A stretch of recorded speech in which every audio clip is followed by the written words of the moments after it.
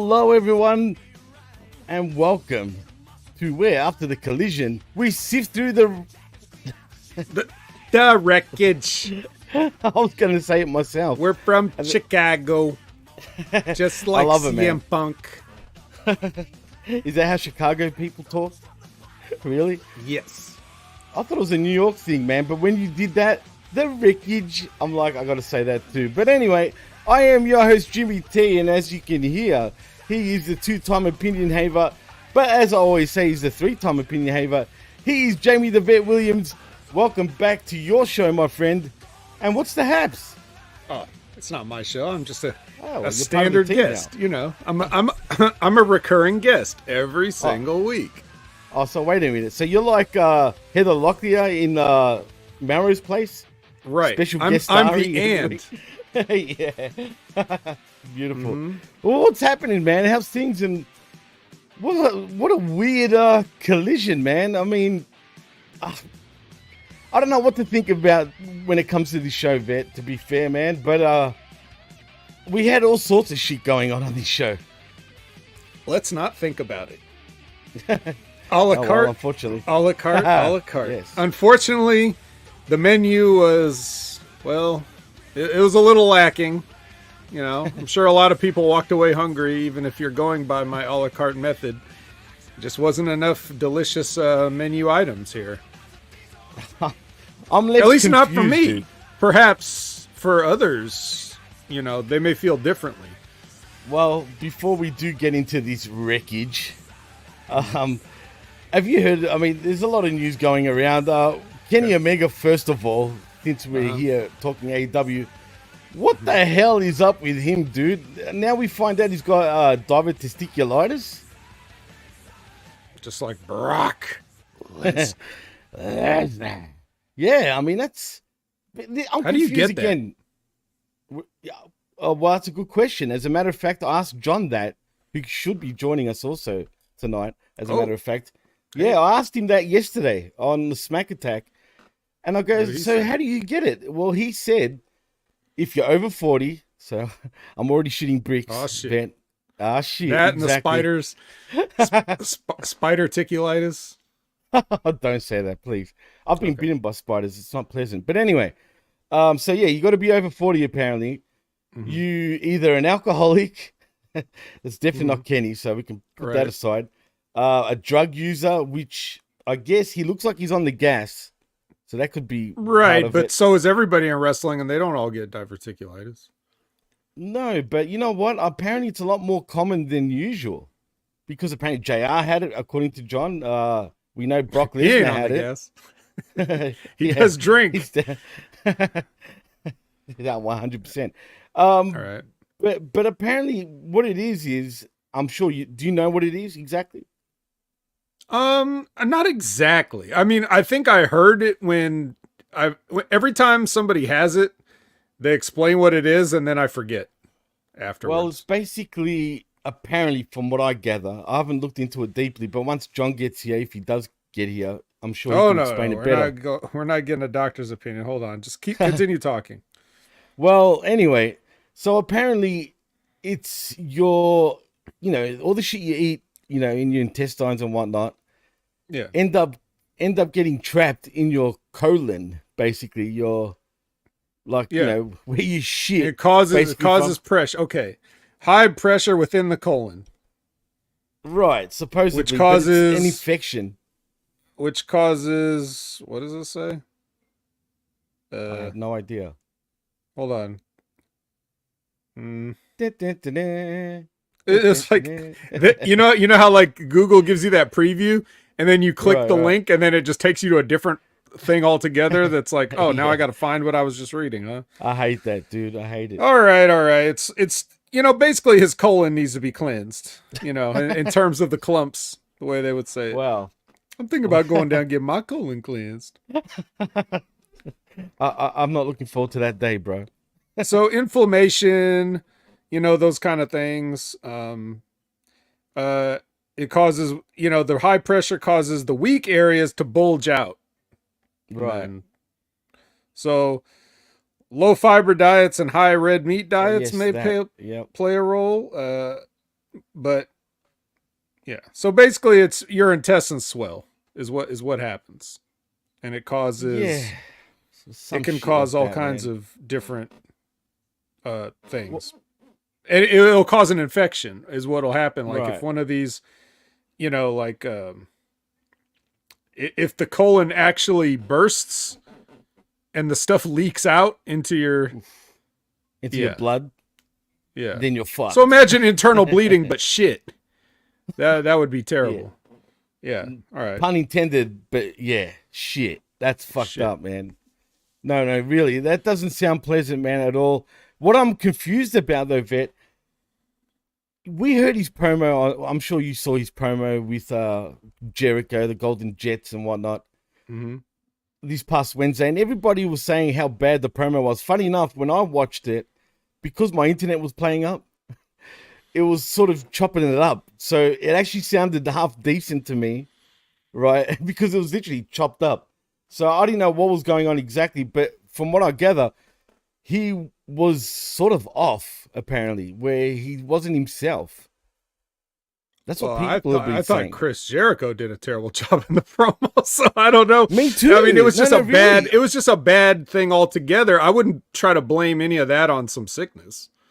It was Yeah, just well, bad. people are pointing that out for whatever fucking reason. Whereas I'm like you, I kid you not.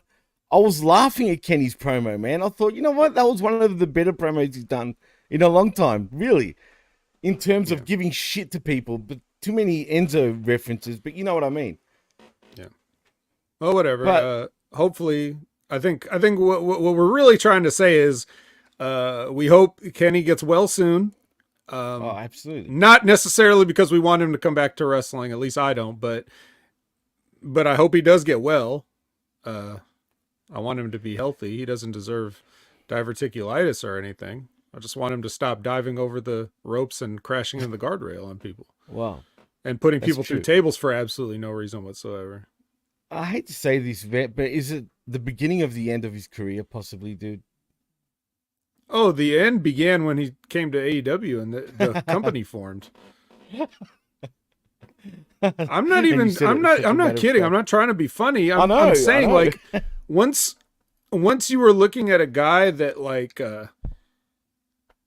he has a certain way that he likes to do things, True. and that's not necessarily conducive to a television audience. I guess sometimes it's fine, sometimes it's not. I don't think he impressed anybody with his AEW run per se, but if they're fans of his, they may have enjoyed some of the matches.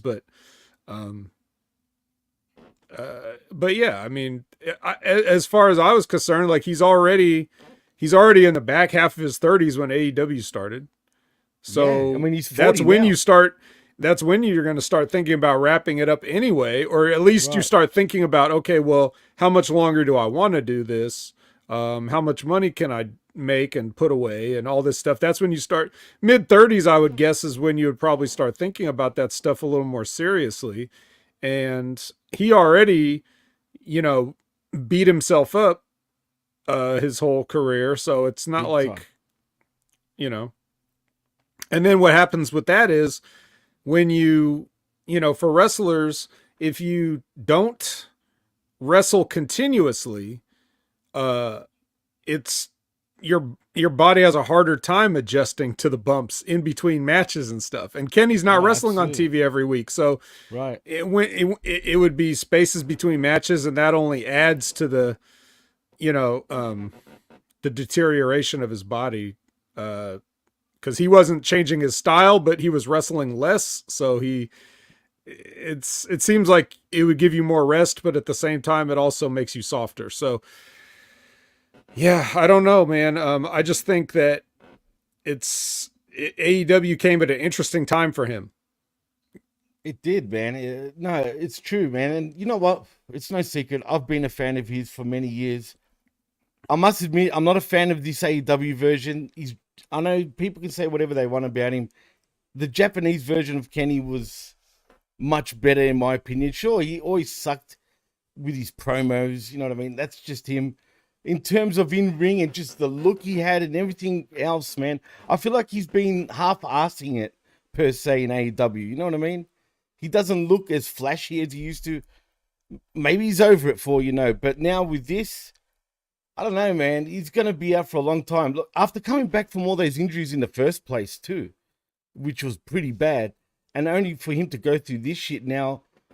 I mean, what I don't understand, and this is what my point was, he knew he had this clearly, right? We never heard about it until he was actually in the hospital. But what the hell is Tony Khan thinking? What's up with the medical staff in AEW, man? I mean, to me, that's sort of negligence in some way. I can't offer anything on that. I have no idea what their medical staff or procedure is.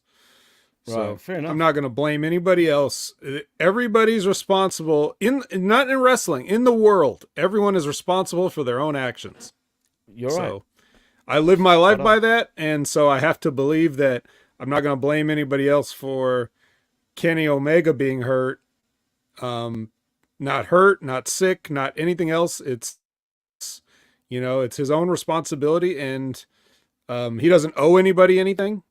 And he also just came back from a lengthy period of time off too, right? So, it's like, what was that? It wasn't negligence to give him all that time off. So no, definitely not. No, you're right. It's true. I don't know, man. It just sums up. I don't understand how this match was booked, and he knew he was fucked up. I don't know. It just shows how unorganized this company can be. At times. Maybe it was Kenny and not letting Tony know for we know, but I don't know at the end of the day. And speaking of Tony, did you check out the post media scrum after the Ring of Honor pay-per-view? What was it, Death Before Dishonor? No, I never watched the scrums anymore. Not that I ever really did. Well, I didn't watch it, but from what I've read, get this, dude. This guy is something else, and I'm talking about Tony Khan. He has the nerve to play the victim, bro. To play the victim that AEW, everybody's out to get AEW. No shit. This is what apparently he said. Well, yeah, he's right. But isn't he the one that always loves to stir the shit up? I mean, it's one thing when you don't give it, right? But this guy was giving it and some, and then you expect to play the victim? Like, really, dude? I mean, isn't that kind of what everybody did? I guess, but still, man, it's just. I mean, so when Vince McMahon went and put all those territories out of business, bought them up and everything like that, and then all of a sudden, Ted Turner decides to bankroll WCW and he has to move the water coolers out, right? People love to say, could you imagine Vince McMahon doing this? They always say that whenever Tony Khan does anything, right? Don't they always try to compare him to Vince? For whatever reason, yeah. Let's compare him to Vince. Did Vince play the victim and call Ted Turner the evil billionaire that's trying to put this mom and pop family owned wrestling company out of business? Didn't he do that? Actually, he kind of did, yeah. Oh, interesting. He did. He actually did. Wow. Huh. Not publicly. Oh, well, yeah, he did kind of say it publicly. But yeah, that's no secret. He actually did. You're right. Huh. Good point. Touche. Yeah, look. Could AEW be, and by AEW, I guess I mean Tony. Could Tony be a little less uptight about things? Sure. Could he be a little more casual about things? Sure. But does it matter? No. Like, I wouldn't know about these things. You just told me this. It's up to everybody else what they do. Yeah, it's up to everybody else what they decide to pay attention to. Why the hell would I care what Tony Khan's saying at a media scrum? Oh, and I just don't. Right. When did everybody become so obsessed with what wrestling owners do? It's for some reason ever since people have hated AEW simply for existing since day one, right? And it's bizarre. Look, you guys that watch me come on the Wreckage every week, I do talk about AEW. How often am I saying something nice about the show? Not much. Not that often do I put it over. Right. So, but am I making the personal attack on the entire company, or am I just talking about the show? No, absolutely not. It's my job to talk about the show. The idea that people spend 1 second of their day worrying about what Tony said at this press conference, or finding like an interview he did with some no-name radio station, or trying to get everything he can say. See, look how pathetic this guy is. You know what I mean? Like, I don't understand spending any of your time doing that. So I'm not going to be one of those people that does. There's nothing he's doing that anybody else wouldn't be doing in the same position that had no experience. I mean, whatever, socially awkward, doesn't know necessarily the best way to promote everything, but so what? I mean, I guess. Yeah. No, and you're right.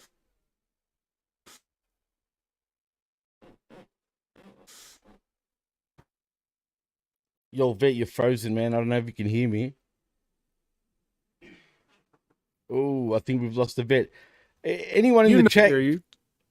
Oh, there you are. We lost you there for a moment, man. Look, totally, we didn't hear nothing. Yeah, sorry, dude. Can you repeat that? Even the chat was saying the same I don't know thing. what the last thing I said was. You were talking about, like, why should we care about, what Tony Khan says, basically? Yeah, basically just more of that. I just don't understand why people are so obsessed with his professionalism. No, you're right. I mean, at the end of the day, it's his money. He can do whatever the fuck he wants, I guess. You know what I mean? But you're right. Look, there are people out there that want this company to, like, just die for whatever reason. You know what I mean? Which is silly. They're offended. I don't even understand how they're offended, though, to be honest. They're offended that somebody has a company.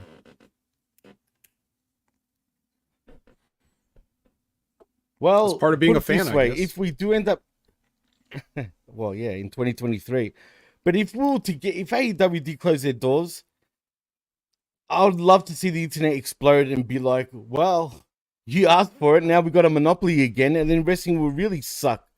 And it sucks now, but it will suck, really bad, without any sort of competition. So I don't want this company to actually close its doors.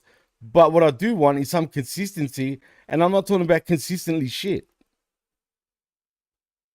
Well, I mean, that's basically it. You look at AEW, it's kind of the Wild West, and you look at WWE, and it's boring as shit. Take your pick. Like, how bad was that SmackDown episode that you had to review? So phoned in, so lazy. Bad. Nothing made sense. But AJ made it for me. I gave it a B just because of AJ Styles and his gas. Right. And then like I said, in the, what happened? He comes out of the crowd to beat up the Bloodline, then he just calmly walks past him like 1 minute later. So they don't even know what they're doing. Yeah, it was absolutely rotten. That was silly. SmackDown has taken a real hit compared to Raw, I feel, lately, which is odd. But it makes sense. And speaking of, actually, good segue. What's happening with the rumors are rife right now, Vet. Could we possibly see Monday Night Raw on Warner Discovery? I think the chances are lower than people think. I thought so too, but then it just really picked up this week. I think you gotta have the conversation, but at the end of the day, what people don't realize is that Warner Brothers is getting AEW programming for a song, and they're going to have to cut WWE a huge check. A huge check. And but would they dump AEW, you think? I think they would in a heartbeat. I mean, maybe, but WWE wouldn't want their competition on the same channel, man. It just wouldn't happen. It's not up to them. True, but they'll play hardball. I mean, everybody's saying that, but nobody really understands the business aspect of it. It's just a bunch of marks talking. So true. I don't want to, again, add my voice to that group of people that don't know what they're talking about it. But I will say this. It's going to cost WB if they want WWE on their programming. And it's going to be a huge increase in what they will have to pay just for the rights. Remember, they're just paying for the rights. Right. If No, it came you're down right. to it, Tony Khan would pay WB because he just wants to be on the network, right? And they know Well, if that. the rumors are to be believed, I mean, Collision's supposed to be paid for, right? Yeah. So yeah, I think that's a big consideration. Now, here's why it might happen, because clearly Warner Brothers does the worst business of any entertainment company. Like first of all, how is Warner Brothers, the name everybody knows, how is that the smaller in the two mergers of Discovery Channel? What does the Discovery Channel have? They're known for fucking Shark Week and that lyric in that song by the Bloodhound Gang. That's it. And Sorry. somehow they are bigger than the franchise that has Looney Tunes and DC Comics and The Matrix and Harry Potter and yada yada yada yada. Like, and they get absorbed by the Shark Week channel. Yeah. When you So put I it like could that. see them wasting a lot of money and trying to think that WWE is going to bring it back to them. But I think they would ultimately find out the same thing that Fox found out, which is that they're not going to get a return on their investment like they thought they were. Yeah, I mean, it's true. But look, it's interesting, that's for sure, man. But I don't think there's really any other news other than Sasha Monet, or sorry, Mercedes Monet, supposed to be coming back to WWE, and she's checked out of AEW, as a matter of fact. And I can see why, if the rumors are to be believed, obviously. And of course, you'd want to go back to WWE. She's a Triple H girl, first of all. Vince or John Laurinaitis aren't there anymore. So, yeah, I mean, why wouldn't you want to go back, right? So, we'll see. Royal Rumble, apparently. Get ready. It's boss time. Absolutely. I just got a message, by the way, from John. I think he's joining us any moment now. So, is there any other things that we didn't touch on, Ben? Because really, they're the ones that stood out the last couple of days. Probably not. I mean, probably so, but I just don't know. I certainly don't keep up with wrestling news like I used to. I don't blame you, dude. I don't blame you at all. But before we get into the collision, where we have to sift through the wreckage, I just want to acknowledge the chat. And first of all, we got Aaron Ben Shlomo in the house. Well, shalom to you, my friend. Dark Side Caster's also in the house. What's crack-a-lacking? We got Zane Vicious, the master and ruler of the world. Yeet, or Heat. We also, or Zeet, exactly. We've also got Labrat, JM, who says, shout out to Ray DeVito. Okay. Shout outs to you, man. Joanne Hall's in the house also. Thank you for joining us, bro. Medium 5. I mean, we've got a whole party going on in the chat right now, man. And I don't know if there's more, but if there is, I'm sorry if I've missed you, but it's not that easy scrolling up and down. But we've got a few people in the chat. We've got a few people listening and watching. So, Vet, let's get into the wreckage, shall we? Because there was a lot of wreckage. Yeah, a lot of wreckage. All right. So if I start to break up again, just give me a signal. Show, like, wave at me, or hold up a fist, or whatever you can see me. If you can see me, like, I can still see you. I didn't even know I was breaking up. I need you guys to tell me. I wasn't because sure on my that screen, I looked fine the whole time. So was I normal at the time? A little bit choppy, so I can't tell if it was you or me. You know what I mean? Okay, yes, that's why. I was even asking the chat, but apparently it wasn't me this time. But before you get into the collision, let's bring in the wreckage. Real dad. Bring in the wreckage. Bring in the wreckage. John Inro, what the hell's going on, man? Welcome to the wreckage. And what's the haps, dude? Not much, man. Just talking with my kid about his senior trip and what we want to do. So, cameo in the background. Cameo right behind. Yeah. Oh yeah, he's bringing my tea. Thank you, buddy. All right. All right. Now we got we have the artistic nudity hashtag on Twitch, so don't worry about that. Right. Okay. Good. Yeah. Well, I mean, he's shirt off. Whatever. It's Sunday. That's right, baby. Shirt shirt off. Shirt so, off. John, you had to watch AEW, man. I did have to watch it, but I watched it for one match and one match only. I want to see if you guys know what it was because they've been in Texas all week here this week. So I'll be interested to see if y'all can figure out what match it was that I was wanting to watch. So cheers. I know exactly which one. Okay. Actually, Poncho guy. Let's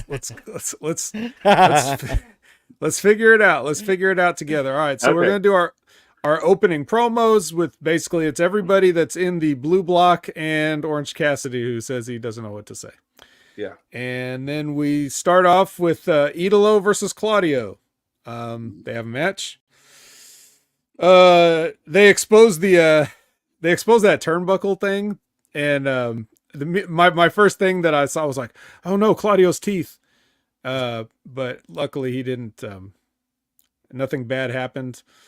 Eventually, with the help of some dirty tactics, Claudio ends up getting the 3 points here. John, was this the match you wanted to watch? No, not at all. Not at all. Like, okay, I got it right, didn't I, John? Wait, don't tell him if you got it right. I'm not telling him shit. It's Jimmy. I'm not telling him shit. So normally it took me a minute because they said, "Oh no, the turnbuckle's exposed," and I saw the cushion still on the turnbuckle, and I'm going like, "Wait, what? Like the turnbuckle's not exposed?" And it took me a minute to see that it was the tie, not the actual turnbuckle. Right. And I saw at the second time they did it, the ref grab the thing, and that's when I realized, oh, they're talking about the tie-in, not the actual turnbuckle. I was just going, okay, cool. How is this gonna work? And then they did the dumb I'm gonna put your face in this, and I'm like, oh no! Like it was like a saw, like what you see in a movie, or an open flame. Yeah, like you're trying to push a guy into an open flame or a saw, and it's like, and they're like, no. It was fucking. It's cold. Yeah, don't touch it. Yeah, it was dumb. And then the fact that Andrade did it, but it's what cost him and kind of bit him in the ass a little bit. But they referenced that happened the week before, that he had done something like that and exposed it, and that's how he won. And I'm like, all right. He did it on Dynamite also, the same spot, as a matter of fact. Yeah, exactly the same spot. Okay. But Andrade did it though. But Claudio can't lose. So, so Claudio has to win. I didn't think Claudio was going to lose on this one. I don't know why, because I don't know. It feels like they like Claudio. And they want him to be happy. So, well, we need to see him. He ain't winning anyway. What do you think, Jimmy? Well, no, he's not going to win it. No way. Okay. I don't think he will. Any other thoughts on the match? No. This match was just look. I guess it was half decent, if you want to call it that, right? But I don't know, man. I couldn't get into this match. No shit. As I'm watching it, I was looking at my phone most of the time. I was just like, I don't know, it's man. Claudio, isn't it? Is it Claudio? Is he the one Claudio. that's making you go to your phone? Yeah. I mean, let's be real. I mean, both these guys, do they really have, sort of outgoing personalities per se, if you know what I mean? Okay, look, Andrade's got potential, but, his English doesn't help, if you know what I'm saying. Well, dude, nobody's speaking English in the fucking match. Well, yeah, nobody would be speaking English in the match. Think about it. You got one guy that can't speak it. One guy's from Switzerland. I mean, and has a mouthpiece. And has a mouthpiece. Yeah. It's fine. Yeah, if a match is half decent, it's because of Andrade. All right, so we get a recap of what happened Wednesday in the Gold League, and then we get, all right, this has got to be it, John. It's Abaddon versus Jasmine Allure. This is the match you wanted to see. No, it's not. Oh, shit. I thought it was that one that time. I didn't even know Abaddon was going to be on the card. All right. Well, neither did anybody else. But I was surprised, actually. Again. Yeah, this is another squash for Abaddon. Okay. Can I just point out one thing? Sorry. I noticed one thing, though, man. Did you notice her win-loss record was the same last week as it is this week? It was 44-4. And it was 44-4 last week as well. Oh. Maybe the commission threw one of those that win out. Yeah. You know, maybe they I have no reviewed the idea. tape and overturned the decision. Right. Call it a no Nice. contest. No contest. Yeah. Yeah. Yeah. All right. So anyway, yeah, she goes over Jasmine, then the lights go out, and then Julia Hart shows up again. The same thing has happened like 3 weeks in a row now, right? And then, except this time, they get into a little tussling, and then all of a sudden, who shows up?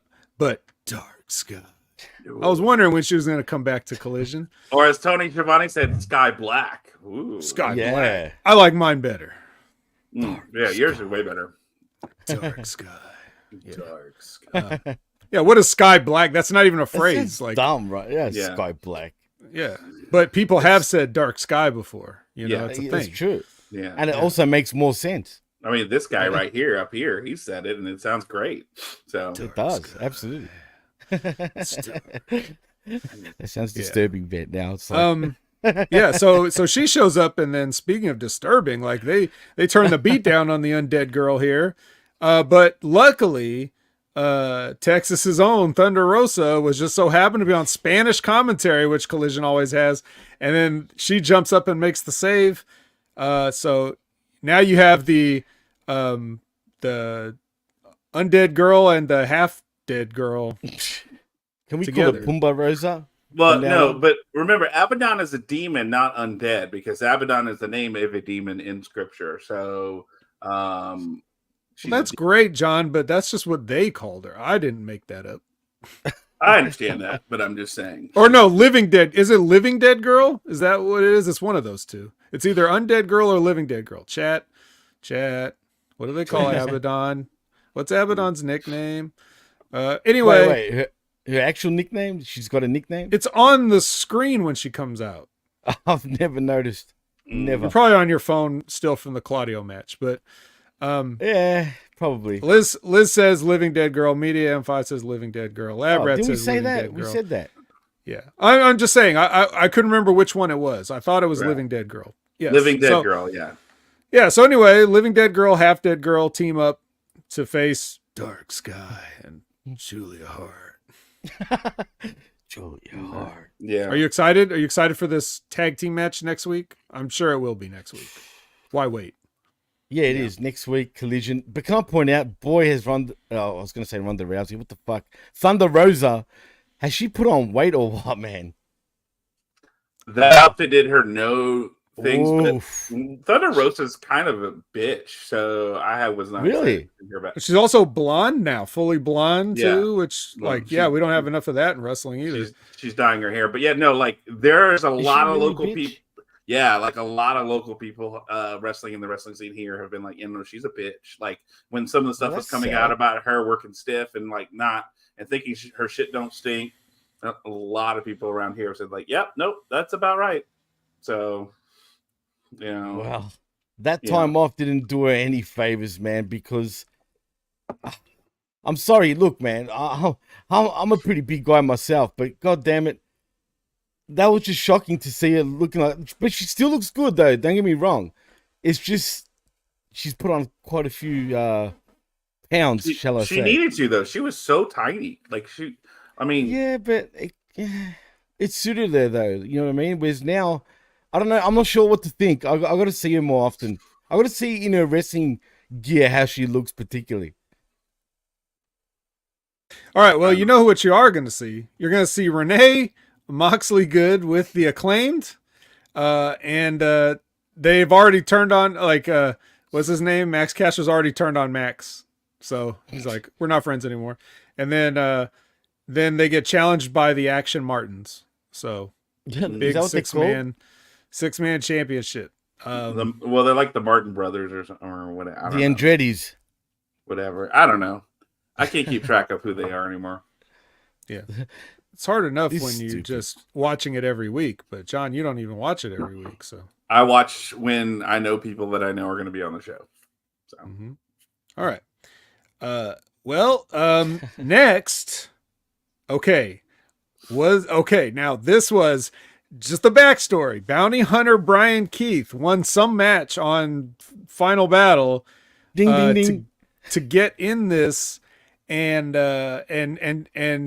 Orange Cassidy actually came up and sort of challenged him at Final Battle. He says, "You collect gold? Well, why don't you come collect this?" And then, so here we have a match. Tony Khan made it official. So it is Bounty Hunter Brian Keith versus Orange Cassidy for the International Championship. John, was this the match that you 100%? See, I was right. Yeah, this is it. So at Ring of Honor on Friday night, and I didn't watch Ring of Honor Friday night, I just know about it. Brian Keith had a match to get into the Rumble kind of gauntlet Iron Man match. Yeah, what was it called? It's like the Survival of the Fittest match? Survival of the Fittest match. Oh, yes. And so he got into that match, and he eliminated, I think, one or two guys. He didn't win, but, this is the guy that Daniel Bryan spoke of, like, about a month or two ago that he was really fond of. He's made some way, and I mean, he's huge here in Texas. Like, he's like, I can see his appeal. He had like 6 belts from different federations here in Texas. So the dude is legit. He knows how to wrestle. He's really, really good. I've watched him quite a few times, and he's really good at what he did. So I was interested to see this match, knowing his style, going up against Orange Cassidy, who's, I guess he's gotten more serious as a wrestler, but he still does his shtick, which I love the fact that he comes out to still tipping. Oh yeah, no, that's been his music for a while. What? Yeah, no for shit. A while. Yeah, that's been his music for a while. I was like, no fucking way, I'm hearing Mike Jones out of nowhere. I was like, what the fuck? It was tripping me out, man. But it's weird because his character in that song, it kind of goes right. But what does he say? He's a cowboy. He's a bounty hunter. He's a bounty hunter. And he's got the Mexican poncho style cowboy look, or bounty hunter look even. But he's so small though. Even though he's entertaining, I'll give him that. He's way too small though. I mean, but it's AEW. I mean, he looked bigger compared. Perfect. Fair point. Look at, he's in the ring with Orange Cassidy. He looked bigger than Orange Cassidy. Well, wide-wise, yeah. That's what I'm saying. Like he had a bigger build than Orange Cassidy, and I mean, I think they were about the same height. So yeah, give or take. Yeah, it's AEW, Jimmy. If you're big, you're not welcome. You got to be Daniel Bryan size or higher, or you got to be Daniel Bryan size to compete in AEW. Because I mean, Brody Lee. What's his name? In the last in the finals match. It's Daniel Bryan versus Brody King. Brody King. Yeah. So you would think that's going to be Brody King is going to destroy him. But no, it's bullshit. Yeah. It's it's bullshit. But no, like Brian Keith is a legit, he's a very good wrestler. He's solid in the ring. To have somebody like Daniel Bryan, whether you like him or not, to say, that this is a guy who we would want in AEW, I can't disagree with that. He does, every time he's in the ring, he's solid with what he does. It doesn't matter who, I've seen some matches with him, like with Shane Taylor and some other guys around the, JTG and guys who come in here, EC3, and he puts on really good matches with some of these high talent guys. And, he hasn't been picked up sooner, I don't know, but his unofficial name is the Underground King, because he was rated been around for a long time. Yeah, he was 102 this year on the top 500, and I think he's in the top 10 for the Black PWI 500 wrestlers, or 150 or whatever. So, but you got to be pretty damn good if you're in the top. If you're 102 on the PWI 500 list. So he got me with still tipping. Hey, I said I don't mind him. Like I said, once he came out to still tipping, I was like, okay, you know what I mean.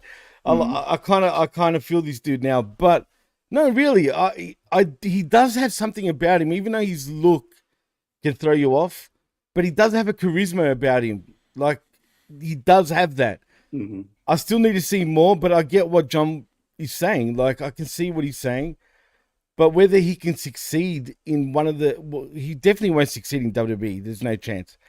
AEW, he's perfect. He fits perfectly with AEW. So we'll see. But he's not signed, right, John? No. No. How old is he, by the way? Is he like late 30s or is he young? Honestly, I don't remember off the top of my head. He was born in 91. So Oh shit. He's a lot younger than us. Yeah.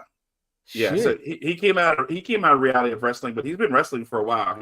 He came out of Booker T's school. Wow. Look, Booker puts out some really good talent. I mean, he does, not for real. You know, if you come out of Rogue, you're pretty solid. So wow. Oh, I'm starting to feel well, if you guys have never seen Brian Keith and you're trying to picture him, just like imagine if Stokely Hathaway got really serious about wrestling. Come on. That's kind of what he reminds. That's what he looks like in the face. I'm not trying to insult him in any way. I'm trying to give the people like a picture. If you didn't watch this episode or if you hadn't seen him before. Wow. Okay, here he just killed it now, John. That's it. Look, I'll do a better job of showing you what Brian Keith looks like right here. He looks like a complete with poncho. Well, okay. Here's the one with poncho, right there. So, here's another picture with him in a poncho. He's always in a poncho, it seems. Yeah. Well, that's his. But go to that one right above that one where he's got the belt and no shirt. This one? No, not that one. The other one. Oh, he does. Well, it's the same one. Stokely Hathaway, bro. You see what I'm saying? I can't not see it, man. That shot before where he's holding the belt, Stokely Hathaway bad. Go back to that shot for a moment there, John, because which one? Yeah, that one right there in the middle. No, the one on the right. On the right. That one. One more. Isn't it the same picture? No, the next one. No, this one here. He looks like Stokely Hathaway big time here, man. So this is VIP wrestling. This is like the home promotion that I go to a lot up here, and it was him and Shane Taylor were collecting belts, and they had a match where it was like belts for belts, like whoever won got all the belts. So Brian Keith beat Shane Taylor for all the belts. So damn. Yeah. That's a bad look, though, man. No, it's not a bad look. No. Well, no. Little I was trying to give the people an idea. See, okay, yeah, like, and I mean, he faced Hamin. You know, this is look right. What? Watch this. Yeah. Why didn't I remember that match? It's because it was in September of this year. I would have covered it. You were on your phone, weird. Jimmy. Yeah, you saw Hangman Page, and you were like, Hangman Page. It's Hangman Page. You're probably right. You're probably right. All right, so the match. So Jimmy, do you have any thoughts on the match itself? The Orange Cassidy with Brian Keith? It was your typical Orange Cassidy match. Although I will say this, it kind of entertained me for whatever reason. But it was the same old shtick. Don't get me wrong. I mean, it was a typical. I will say this about is his name Keith, right? His first name? Brian Keith. Oh, okay. Well, he reminds me of a country singer now. But anyway, he's got some sick chops, dude. If you saw Orange Cassidy's chest, I mean, that looked like raw meat just by 2 chops. Okay. So he can chop. Yeah, John. So this is a big stage for Brian Keith. Like, how did you think? How did you think he acquitted himself? Do you think he will get signed off of this, or at least invited back to Ring of Honor? I mean, what do you see the future for Brian Keith based on what you saw last night? Well, I mean, the fact that he wrestled twice at Final Battle and then wrestled last night on Collision, I feel like that's, a pretty good indication that they are definitely interested in him. Whether they sign him, I don't know. Like, I feel like they may keep him around for a little bit longer. If they come back through Texas, he's definitely going to be on the show a lot more. I would be real interested to see what they do, because it feels like they're not, used to, they were just rushing out and signing everybody. Hey, we have Fuego del Sol, we have, Charlie Chaplin, we have Andrade, whatever. And, but, I feel like hopefully they're taking a step back, but I don't think, like Jimmy said, I don't think he's out of place in AEW. I feel like he could be a good, mid-card, even contend for something like the Intercontinental or something along those lines. knowing Tony Khan, he might be like, oh, I love this guy, let's make him champion, and then forget about who he is for like 9 weeks or whatever. But I feel like he's a very solid guy to have in the ring. He'll tell a good story. He will be someone that will go in there, has a solid background, and know how to handle things and put on good matches for the people in the rings that you have. So, But can I ask, because Yeah. he's a bounty hunter, right? Does he go hunting for opponents? No, he's hunting for gold. He hunts for titles. He hunts Okay. for, like All right. like, Is that you know, what? Okay. Yeah. all right. So he should change his gimmick to an 1840s prospector then. You would think, like, the contract, Or you could do both, like side jobs, chasing down bounties, and then also chasing gold and panning for gold. Yep, pretty Yeah. much. Yeah, I mean, Yeah, why Gold not? Rush. because I mean, Let's but do like it. that's he sets his bounties, his sights on the fact that somebody has something that he wants, and so he goes for gold. Like, hence he was belt collecting, him and Shane Taylor at one, like, earlier this year, end of last year. Like, between the two of them, I think they had 7 titles between the two of them, and then thus the VIP match where whoever wins this is going to win all these titles and be kind of considered the king of Texas. And they put it The on rib Brian is the rib is on who wins. Yeah, because they have to carry all those belts. Yeah. Yeah. He's just got this giant. He's lugging this giant suitcase. Yeah. Ha, you won. Yeah. But I will say this: he kind of did entertain me, and he popped me by the song he came out to. Yeah. That won me over just by that. But AEW, I think, will sign him. I think he fits perfectly in that mold. Like, he does. He really does. And not because he's small. He just seems like an AEW type of wrestler that they would want. Yeah. But I mean, the problem is he's not ridiculous. He doesn't do anything crazy, stupid, over the top. I need to see He's more. very solid. He's very solid. Right. Like, if you want to check out New Texas Pro Wrestling, he was their champ for a very long time here in the Houston and West Texas areas. He's done a lot of stuff. VIP Wrestling, you can find some of their stuff where you can see some of the matches he put on there. If you're looking for more right now to see what he's done in the past, he's real solid. Or go check out his Twitter, his Instagram, or whatever else. So it's I did like because here's the thing about him. He doesn't. I like that he maintains that character, like we saw at the end of the match. He lost, and Orange Cassidy gave him, his props. Like, he was going to shake his hand, and he slaps his hand away. He gives him the tip of the cap. And Cassidy goes, "Oh, well, I tip my glasses to you then." And then Cassidy says, "Take your moment," and that was it. And of course, it's a hot crowd there in Garland, which is, like, for them to say it's in the Metroplex it's like that's like saying New Jersey's in New York. All right, Garland is not in the Metroplex. It's like the furthest east you can go before not being in the Metroplex. Like, if it's tangentially on the edge of it as best, it's 2 hours away from me to drive there across the Metroplex completely. So, and I'm not in the Metroplex. So, like, they were in the Metroplex when they were in Arlington on Wednesday to do the tapings for Dynamite and then for Rampage. That's the Metroplex. You're in the middle of it. You're right next to the Dallas Cowboys Stadium when you're there, where they were at UTA Arlington. But still, it's a hot crowd. Everybody in the area who knows wrestling knows Brian Keith, and to hear that reaction, almost as big as a reaction as the Von Erichs got on Friday night. Good segue. Vet, did you see Rampage at all? No, I haven't had a chance to watch Rampage yet.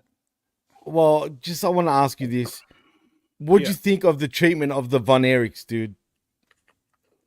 I told you I didn't watch Rampage. What happened to the Von Erichs? No. For example, Dynamite, I don't know if you caught that, but they didn't give him a match there. They didn't, like John said on the Smack Attack yesterday, they didn't promote the movie at all. There was a commercial of the movie this time around, though. But that was just the network probably playing it anyway. The point is, they didn't promote the movie. They didn't give him a match on Dynamite. Instead, they put him on friggin' Rampage. Like, really? Mm-hmm. I mean, come on, man. They didn't even celebrate the Von Erichs at all, really. To me, that's kind of a slap to the face to the Von Erichs, in my opinion. Well, but, I don't know. I don't know. I don't know what the reasoning was for that, so I can't. I could. Do you want me to speculate? I'll speculate. Perhaps right, go for they it. wanted people to stick around for Rampage for a change rather than fucking leave. Maybe that was one reason. Maybe there wasn't as much promotion with the movie because it may be some conflicting with the studios or something. Like It's an independent. It's a independent studio That's a called good point. A24.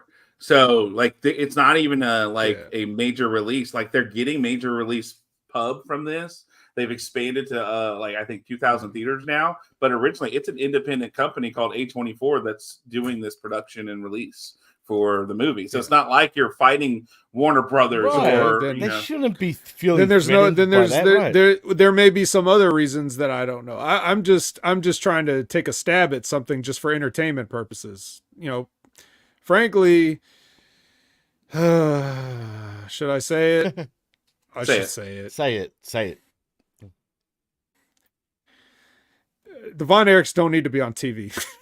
Okay, I know they got a movie coming out, but maybe they shouldn't be wrestling in a ring for another 5, 6, 7 years, which is how long I think they have been wrestling. So, and if you saw anything that they've done before or during, then like if you saw what happened at Final Battle or whatever. I didn't see it. Yeah. Liz says A24 has an exclusive deal with WB. So. Oh wow! Okay, well, that's there you weird. go. Yeah, That is weird. it's very weird. Well, perhaps it's as if people at AEW aren't necessarily used to promotion and running things, like unless it's just going on some dude's random podcast to talk about how many tickets you sold for something or what gate it was. Maybe then you know how to promote, but maybe when it comes to a movie, you don't really know. I don't know. Let's move on to something that was another promo of sorts. It was the Redeemer is back here doing his normal shtick. Now, Jimmy, you and I see this this is basically every Miro promo ever. But John sees it less. So what did you think of it? Right. I feel like this is the same promo that I saw the last time I watched Rampage or Collision or anything along those lines. I was like, okay, so he's still complaining about Lana being here or TJ or whatever they're calling, and I guess she's got a client now. Okay, cool, but has he wrestled?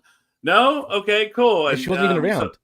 And he wants to wrestle Andrade because apparently Lana is that's his client, her client, or okay, fine, whatever. But is he wrestling? No. Okay. He's just talking again. He's just talking. That's all he does. So it's good to know that nothing changes when you take time off from the program. Right. Yeah. I really feel like I didn't miss much when I watched the show. I was like, oh, okay, fine. Yeah. Well, Aaron Ben Shlomo wants to know, boys, just quietly. How do you shun your wife while being obsessed with her 24/7? Can someone explain that to me, please? Anyone? Okay, so you see, what happens is there will be this woman, right? Right. And she looks good to you because you only have to see her on TV for a couple minutes, but you spend all this time with her and then you sort of get really like you're not too worried about what she does until she does something that's with another guy, and then you really have a problem with it. Right? That's basically how it works here in America. I don't know how everybody else is. So Lexi is with Commander and they are interrupted by the Neck Boys. What did Roderick Strong end up in a match with Commander somehow? Commander! Yeah. Commander! Okay. This is ridiculous. And he looks shit scared too, mind you. Who does? Commander. Oh. Did a spider come down from the ceiling and fall in his coffin? Don't say that. Okay. Because it always falls in my cup. That's a true story. Okay. That's a shoot. Twice. Okay. All right. Well, FTR's in the ring. And they're talking about the how the Carrot Boys are jealous of Brody and Julia. If you don't know what I mean by that, it's just look, these are two orange men with hair only coming out at the top of their head, so they're carrots, right? Right. The House of Black are carrots. Yeah. Then the lights go out, and then the carrots show up on a video, and then they take they print out a photo of Dax's family on like your elementary school computer lab's computer from the 90s, and then they burn it. Like right here. Yeah. Yeah. Oh. It's got the little the holes, like on the sides. Yeah. Yeah. The dot matrix is like Yeah. Yep. I remember that shit. Oh my That's God. old school. They had to download that photo of his family from AOL. It took them like 8 hours. Yeah. And look, you can go to Walgreens and get a picture for 39 cents. Why? How I know? I just did it. I bought like 6 4x6s for Jacob's senior year to put in things to people, and it cost me. Well, I found a coupon, so it cost me 39 cents for 6 pictures, but each one was 39 cents originally. So you mean to tell me you can't run down to Walgreens, which they did it in less than 20 minutes, like under 20 minutes? They were like, "Hey, I submitted it," and then, "Hey, your thing's ready." And I'm like, "Oh shit!" Like, no, you can't do that. Like, No, they started printing it out on dynamite so it would be ready for collision. And right. You got to remember, John, when it comes to technology, these guys still use candles for light, so you can't. Yeah. You can't like expect them to be caught up, right? Right. But now, yeah. Well, anyway, as soon as they did this, they've got extra powers there now, boys. Didn't you notice? Well, they just can magic, conjure though. the mics. Oh yeah, true. Yeah. Because the mic stopped working. Oh. Yeah. All right. So yeah. Well, anyway, they burn the picture, and that scares FTR, and they oh no, my family, it's voodoo or something. I guess they're worried. It makes him mad. Well, they ran off. They were because he was pissed. He's like, "What the fuck are you doing? You're burning." Where they're running to, but where they're running to? That's to the back to go get them. Like, you burned a picture of my family. How dare you? Like, okay, like, yeah, like, okay, and they're like, it's not personal, and like, okay, yeah, it's not personal because you literally just printed off a shitty, like, low res version of a picture of my family. You did that. You could get off the internet anywhere, I'm sure, and just you burned it in a piece. Okay, right. Okay, cool. Like if you had like something from my family's house that you burned, that would be a different story. But you burned a picture you got off the internet at the lowest res possible on a sheet of paper from the office printer like 20 minutes before, and even the whole like unfolding it shit looked terrible. Like look, creases and I'm gonna light it on fire. And look, here you go. And we're wondering why we didn't get any good Iron Claw promotion. Right. Wow. So we get here's what we do get. We get a little Keith Lee package here, right? So I'm in. Keith Lee, I'm in. And then so that they show the results, that they show very short highlights from Final Battle. It was, the Pretty Boy Killers faced off after all this time, and Keith Lee did come out with the victory. I did watch that from Final Battle, so there was that. It was good match with the guys. It was? Worked hard, yeah. I think it was worth the build up. I think they delivered. It's the longest match Keith has had in a while, so that's a good thing, right? I mean, yeah, they can go. It was good, man. They they did their stuff. It was good. It was a good match. But then he's basically telling, did Lexi ask him a question or something after that? And he said that Shane Taylor is not him. The him he was referring to. He has unfinished business. Is he referring to Carmelo? Carmelo Hayes? Yeah. Yes. I'm being sarcastic. He has unfinished business with Carmelo, especially now that he's advanced in the U.S. title tournament. Right. Yeah. Is that a coincidence? I mean, I don't believe in coincidences, boys. I'm just saying. Right. All right. So, in keeping with the Texas theme, we now have a Texas street fight. I don't know which street in Texas it is. There's literally thousands, but Willow and Statlander take on Mercedes Martinez and Diamante. Some highlights of this match include Chris Statlander almost taking a header on the ramp because she doesn't realize when you take a suplex up the ramp, the ground does not remain level. So you have a higher chance of landing on your head when you get thrown over somebody else's body. We also found out that there was a board that remained ungimmicked for this match, which was very entertaining. Until Willow kicked it, and then and then the crowd cheered like, "Yay, you did it!" I am the board instead of I am the table. So other than that, this is basically we get one of these. It seems like we get one of these per promotion per week, basically. Yes, we do. Just a bunch of people moving furniture around for no particular reason. So the furniture removalists. Yeah. Don't you know? I mean, come on. Hey, we got some shit we got to get rid of this week. Go put it in the ring and break it, okay? So then we don't have to take it with us next time. I know this was terrible. It was fucking terrible. This was beyond terrible. But I want to point out, they supposedly came out like Pulp Fiction, right? Supposedly. Yeah. I couldn't help but think, no. To me, they look like schoolgirls, honestly. Japanese schoolgirls. Yeah.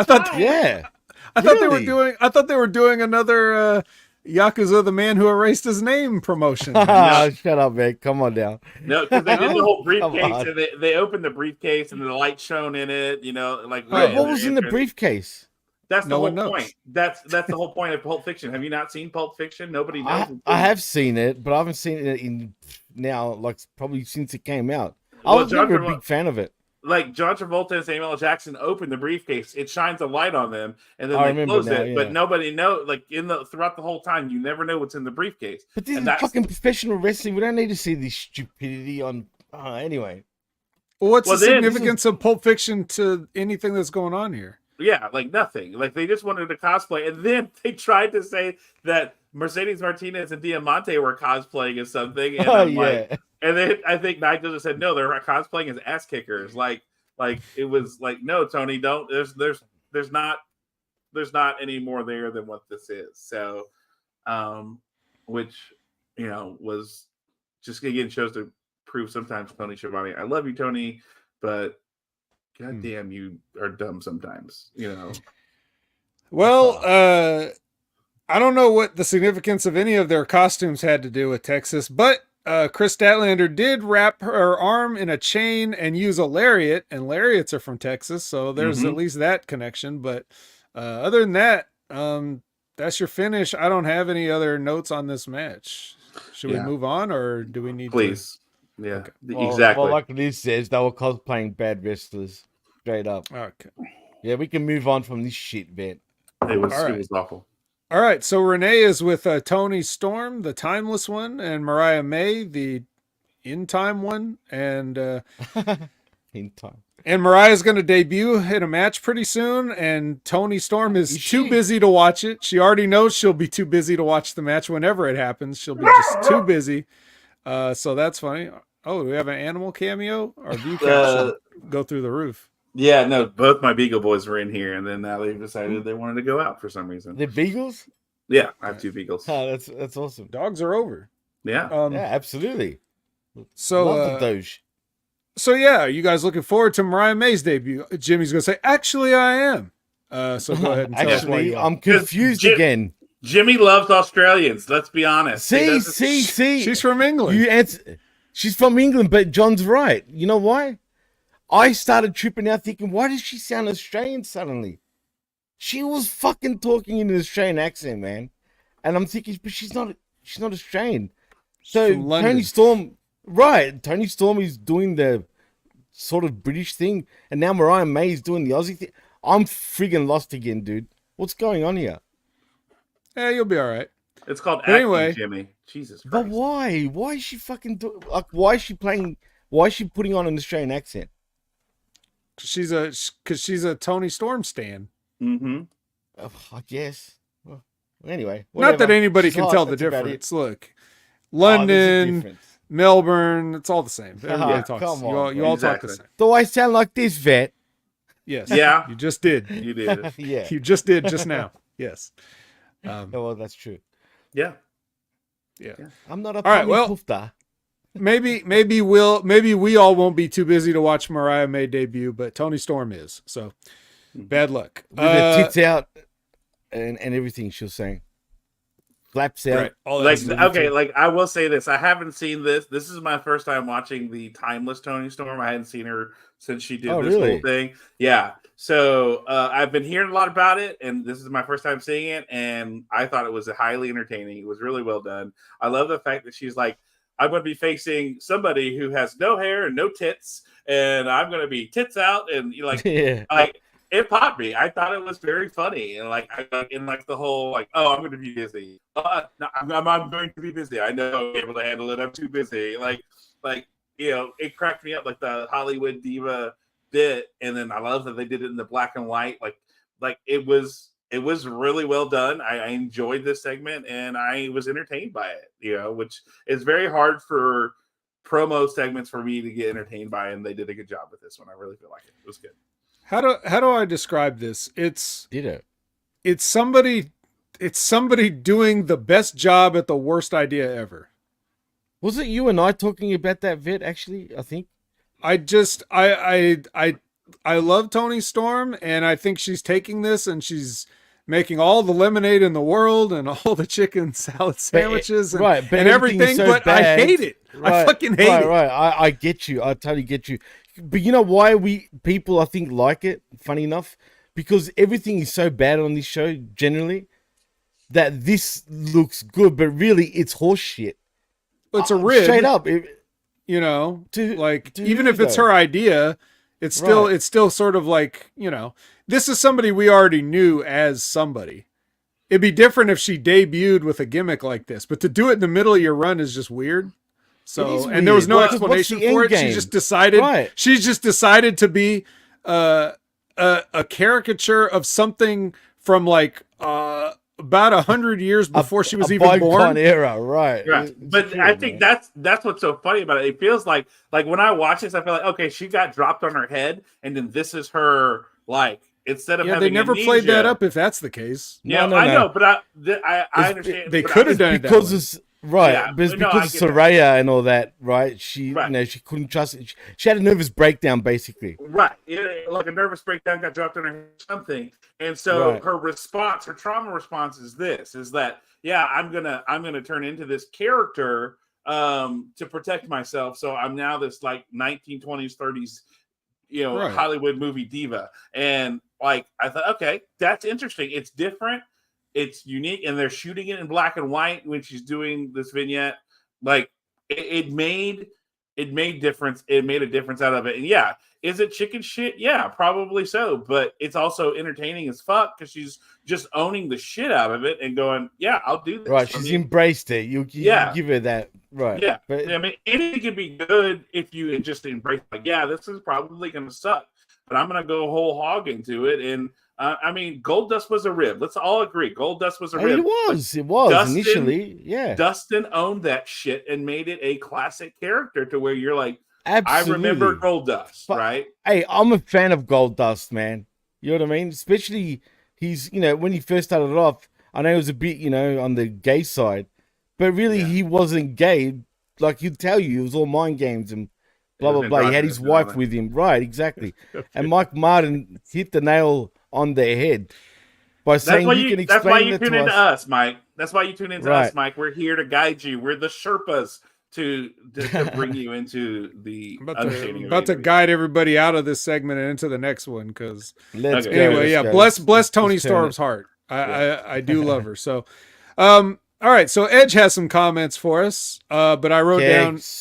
If his comments are not an apology, then save it. Move on. Apology for this angle. Apologize to me for being involved with this and putting it on television. Yeah. Mm-hmm. Okay. Great. All right. And then next is a match of Brian Cage, and I was like, man, if Prince Nana doesn't dance, save it. I don't want to see this wasn't a match. This was a destruction. And by the way, the opponent, Kari Wright, is a local guy here out of the DFW area. He wrestles at VIP and everything along those lines. Good. And so he's a good dude. Well, it's good to know that Brian Cage is going to be in a match where it's either like this or he's going to lose. It's nice to know So- that there's no in between. We're never in danger of having a 20-minute television Brian Cage match where he might win. We'll never see that.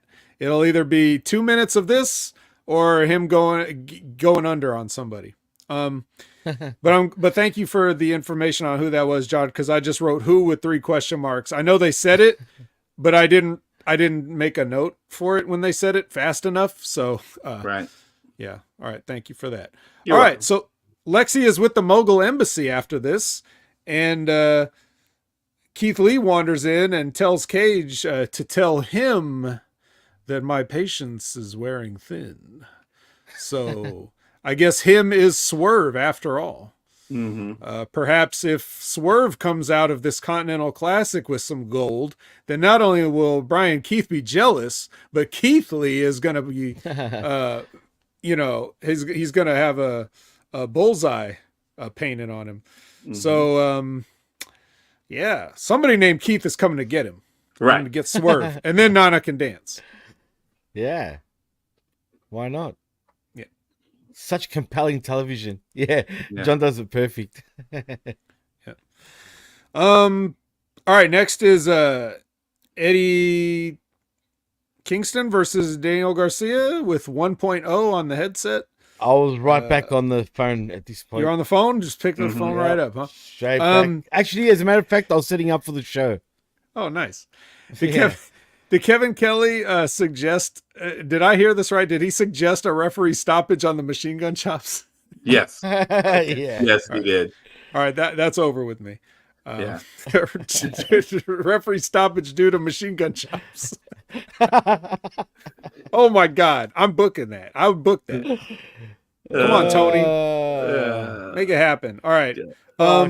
Liz hit the nail on the head. This match made me sleepy. Fuck, I'm sleepy now hearing about it. Straight up. All right. Well, you must have got hit by Eddie Kingston back fist because that put Daniel Garcia to sleep, and Eddie moves on. And I mean, good selling by Eddie. Like, he was selling the leg pretty good. I liked it. And they had the story, which I told you at the beginning. It was going to be like him losing early and then having to stay alive. And every match is very tense because 2 of those 3 belts on the line in the Triple Crown are his. So he's got a lot to lose. He's got everything to lose. Everybody else has nothing to lose and everything to gain. And Eddie has everything to lose. That's what's and so everything dumb. to gain. Again, the champion is the one that doesn't have an advantage in this tournament, which is so silly. But it's just like the G1, same thing. Right. Advantage, the champion doesn't have an advantage in the tournament. But the right, but problem his belt is on the line right then and there, though. Right, and that's what I was about to say, Jimmy, before you interrupt again. God damn it! Normally you're facing you're getting a shot at Wrestle Kingdom for a title. Usually it's the heavyweight. Exactly. Sometimes it's been the Intercontinental. Very rarely it hasn't been, but it's mostly for the heavyweight title. It's a shot to do that, and if the champion wins, he gets to pick whoever he wants to wrestle. So this is different in that set. And again, dumb and like Tony Khan going backwards. Yeah. So hey, it's just a different story. It's just a different story. And anybody that's a champion, a sitting champion in the G1, if they lose, the person that beats them gets to challenge them anytime. So there's always stories going on in these tournaments if you're doing it right. But everybody just wants to immediately shit on it because it's AEW. Again, Jimmy, how many years did you watch the G1 and be like, yeah, G1, but AEW doesn't? You're like, oh, fuck these guys. They're done. He's so but that's how everybody is. That's how everybody is. World Tag League. I watched World Tag League. I know why you watched it, for you. but still, because I had to, because I was filling in for a Super J Cast for the 3rd year in a row for a section. Because no one wants to do that one, right? Yeah, they're like, we're taking these couple weeks off, so somebody fill in for us. Like, all right, I'll do it. They could have invoked the Super J rule and just said, look, we're only covering junior heavyweights, so we don't have to watch World Tag League. Well, that was the first year. The first year I did it was where they had done the Super J Cup and the World Tag League in the same, during the same section. And so that was like the very first year. So I had to watch like the World Tag League and Super J Cup kind of thing. So it was not great. Yeah. So, like I was saying, people are just immediately, any idea that AEW has, people are going to shit on it. So that's fine going in. But what else were you going to get? If you didn't have this tournament going on, people would be saying, well, why am I seeing all these random matches? That people are just going to complain. That's just how it is. At least with this, there's some purpose to having these matches, right? So there you go. Purpose. Up and at 'em. But that's the problem, that we don't normally see purpose from AEW. We don't see direction. There's no friggin' purpose. And we don't see that. And so we can't go, I can trust AEW with something like this, because they have shown historically that they can't tell solid stories. They can't bring something with purpose to fruition. I mean, how many times have we started something and shit's gone downhill because they can't keep track of it? So, as Bet would say, you're watching it wrong, dude. It's a la carte, dude. Once you just watch it for what it is, and that's it. That's, you know what I mean. It is what it is, John. You're gonna like it and love it. Yeah, his face. That was a good one. I like it. See that? Yeah, like that's the way it is. Basically, like, look, I don't care about the Continental Classic itself. But if you tell me I get a Jay White match 5 weeks in a row, then I'll take it. Which we or don't, whatever. It's like that's how I'm looking at it. I don't really care who wins a fake tournament, for a fake championship that just got made, out of thin air, right, or whatever. That's not important, and it's never going to be important. I just wish that the people that complained about that kind of stuff, I wish they stopped pretending that anything that AEW is important or sacred to them when they're complaining. Like there's some sort of like that the Continental Classic is somehow ruining their life. That's all I'm saying. No, I mean, and I guess ruining my life now. It's not. I mean, it's a way to fill story. It's a way to, like you said, we get Jay White matches on a regular. We get to see some of the people that we like to watch that are good more often. That's great. My only complaint, John, at the start was like the gold block is too loaded.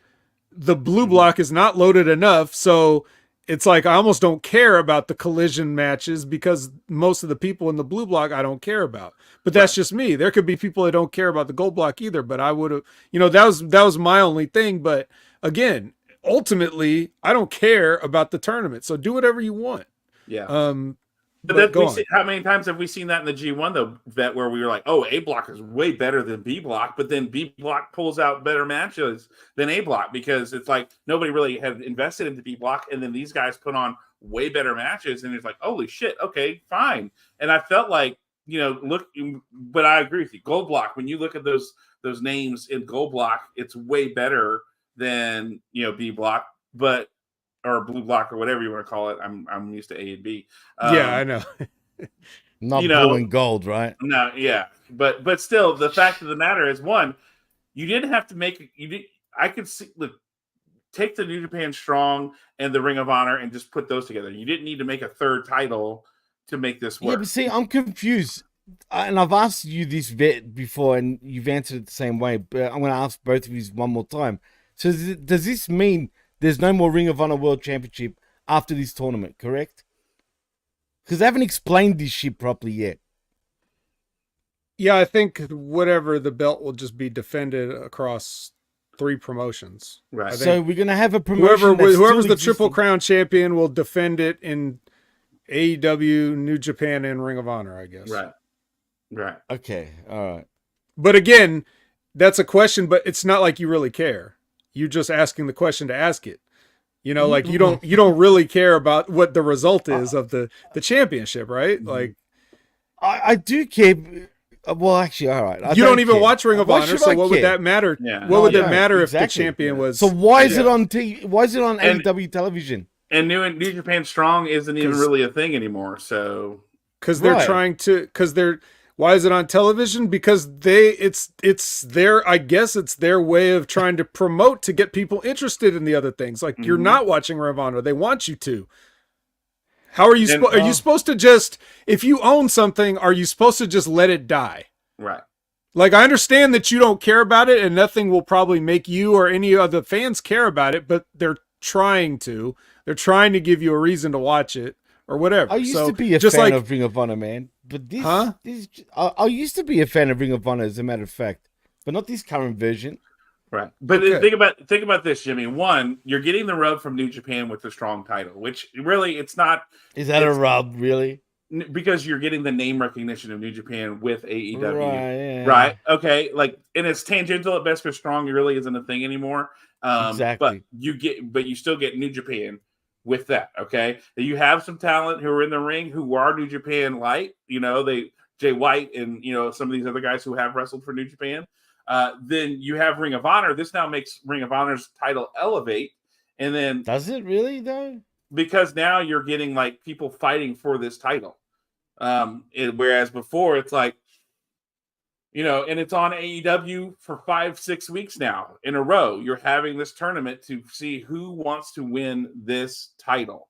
You don't just show up like, yeah, I guess I'll just do this because I have to. You do it because in kayfabe, you're doing it because you want to win. You want to be, and then you're going to walk around. You're going to have that picture of a belt around the waist and 2 in the arms doing like that. Who doesn't want that great Sasuke? The Ultimate Dragon look? Oh, yeah, great Sasuke as well. Sasuke, Yeah, it's a flex. It's to do something like that. So the goal is now we have told a story where these guys are fighting because Mike Martin said, hey, there's no story with 5 weeks of Jay White. No, the story is he's fighting for this title. He wants to win this so that, let's be honest. If you win this tournament and you have these titles, you have a right to say you could be one of the best wrestlers in the world because now you went through a tournament fighting other wrestlers to gain 3 titles.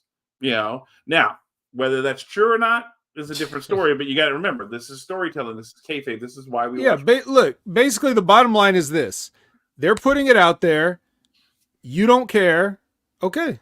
They tried. That's it. Yeah. Some people might. I don't know who, but some people might. Mike Martin says, well, for example, how do you care about a Jay White match 5 weeks straight with no story? That's what I was saying.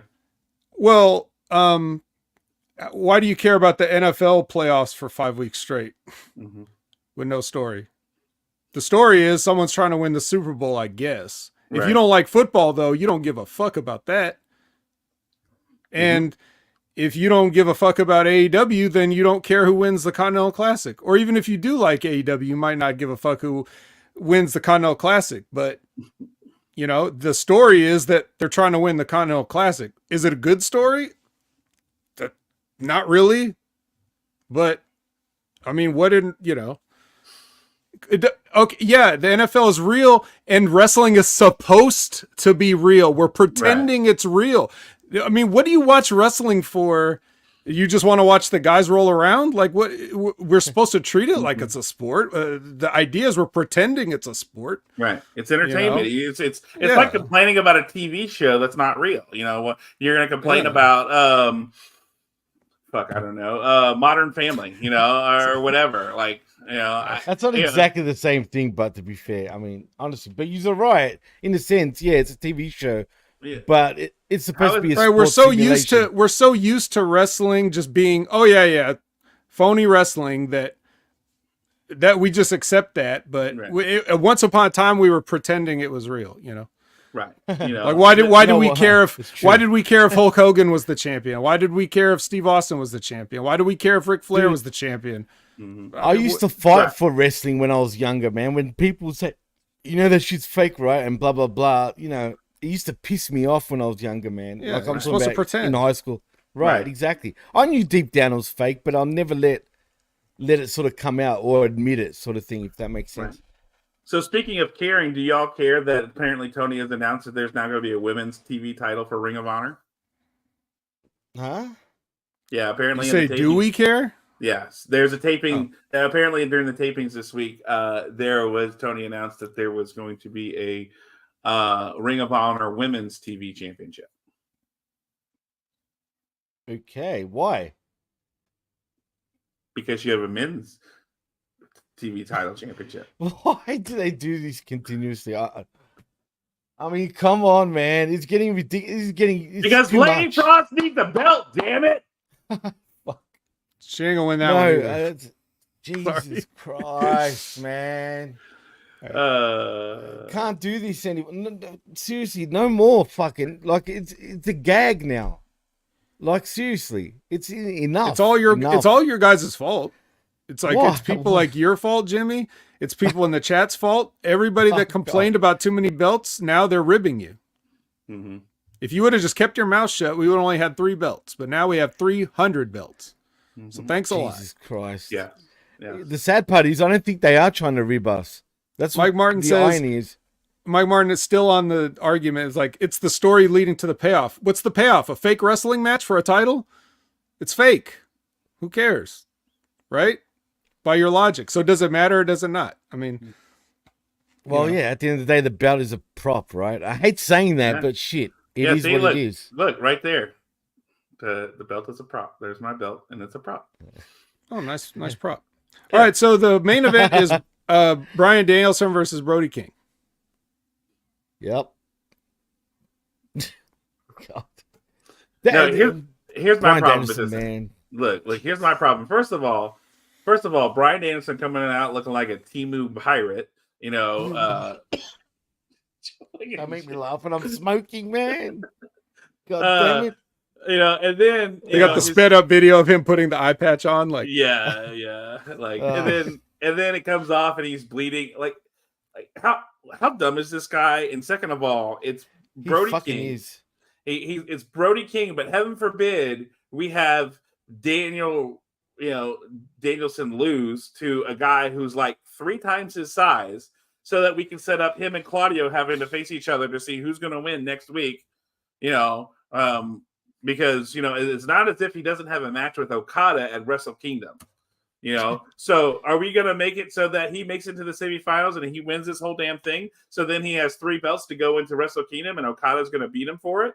No, he's making it so he has every out in the world when Okada beats him. That's why. Oh, that's right. Because he'll walk into the match in a shambles, basically roll in a wheelchair, and then he'll be like, "Well, he only beat me because I was crippled." Yeah. So. Well, I just want to point out, I see what you did there, Zane. I like it. Pirata Danielson. Get it? Mm-hmm. He's a luchador. And he's a rat. Like the guy. There's a guy in this year's World Tag League. It's like Salvador Jr. or whatever, and look, Vet, you would have loved him. He looked like he was. I watch World Tag League. I mean, I wasn't on the Super J-Cast or anything. I know you're talking about. His name is something with a Z. Yeah. I've already forgot. Zandokan. Zandokan Jr. Zandokan Jr. He looked like. Is he officially an LIJ or was that just a honorary?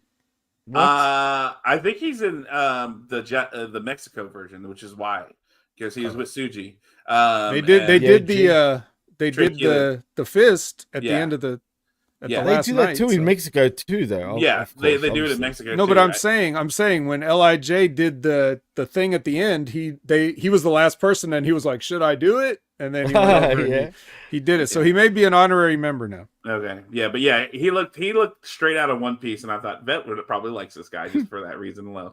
I didn't watch World Tag League. I couldn't do it, man, with all the wrestling, but it obviously wasn't that good.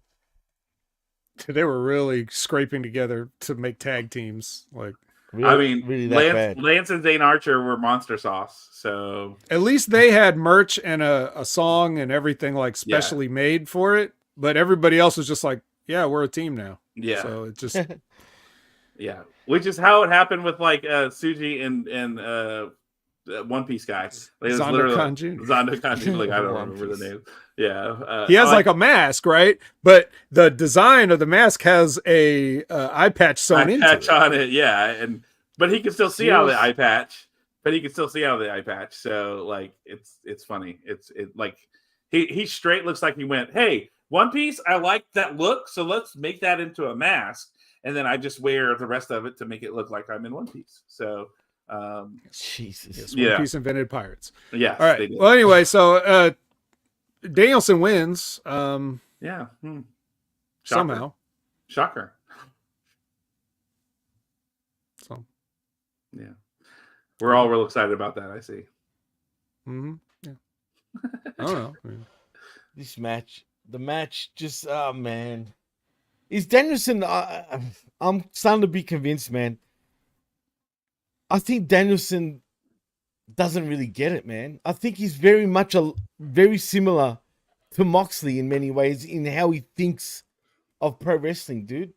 I mean, clearly, look at it. Look at him. I mean, he's gone crazy. Legitly. Like, I mean, how do you explain this shit, man?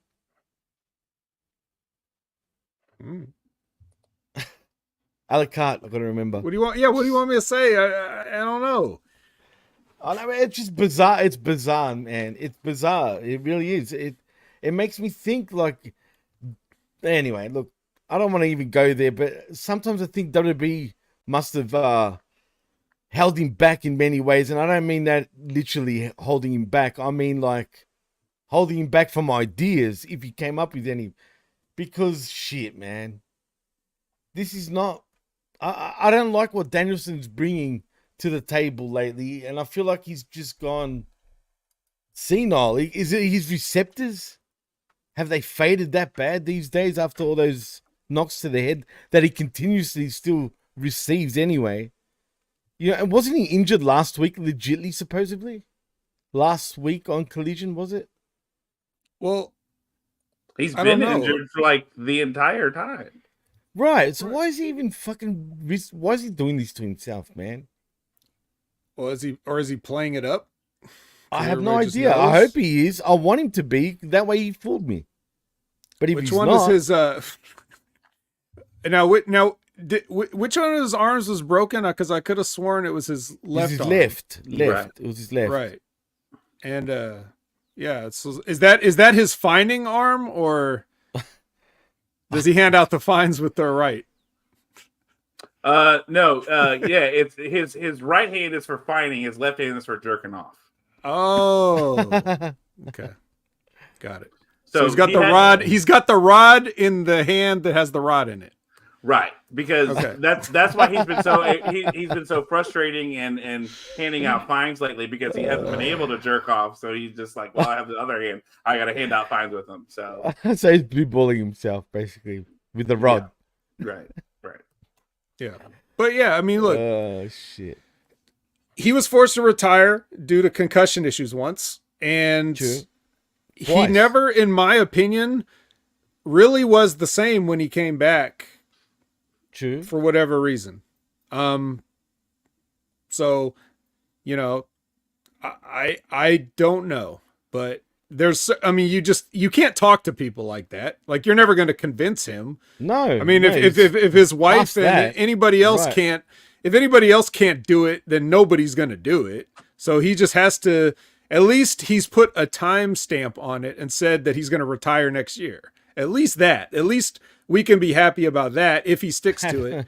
And I can understand, like, look, it's not an easy thing to decide that you want to walk away from something. It's one thing to be forced to walk away from it, like he was, or Edge was, or whatever.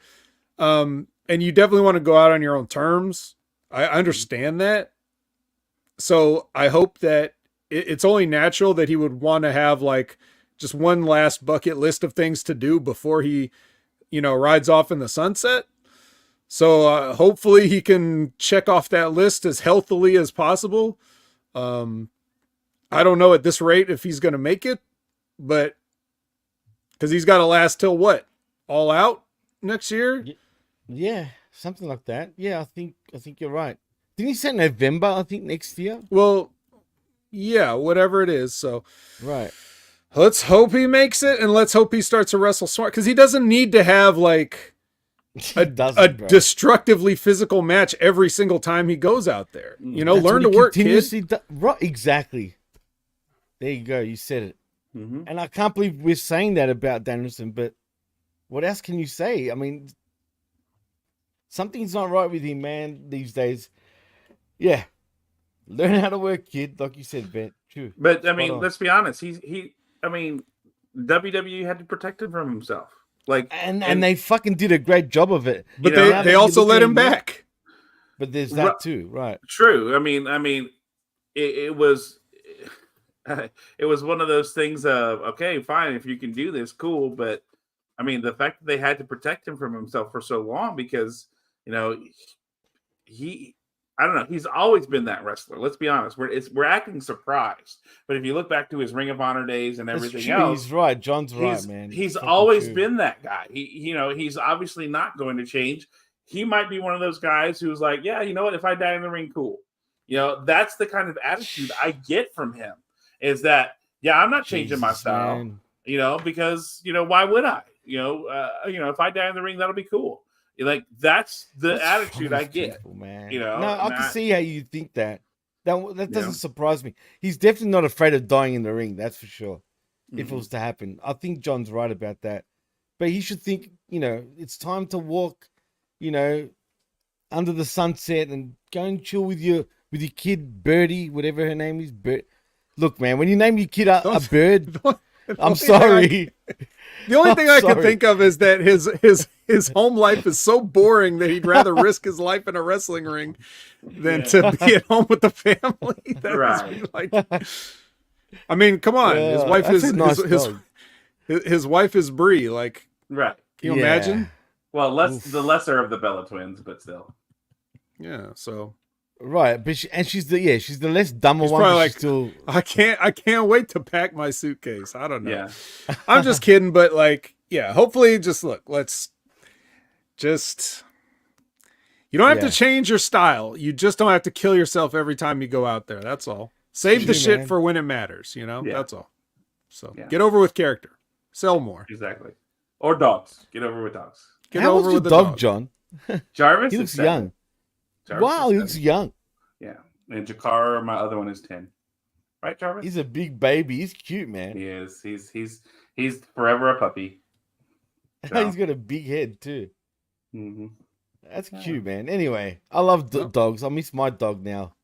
Thank you, buddy. Well, he's with my parents. You know what I mean? He's 13 years old, man. At the farm, in the upstate in the farm. Right. Yeah, upstate in the farm. No farm. They're just because it was the family dog. You know what I mean? He's been around for 13 years, man. He's still very lively. He's a Jack Russell, funny enough. Oh yeah, those dogs last for a while, and they're fun. He's full of energy, bro. And he's got arthritis now, and he still fucking wants to run around. Yeah, crazy. Anyway, I'm not here to talk about dogs. We're talking about Danielson, but still, your dog's cute. I'll give him that. Fuck yeah, we're talking about dogs. I'd rather talk about dogs at this point, but Yeah. All right. Well, that was your. He's right. Save your health for. He's going to be teaching his kids wrestling holds. Yeah. That's what he's going to do.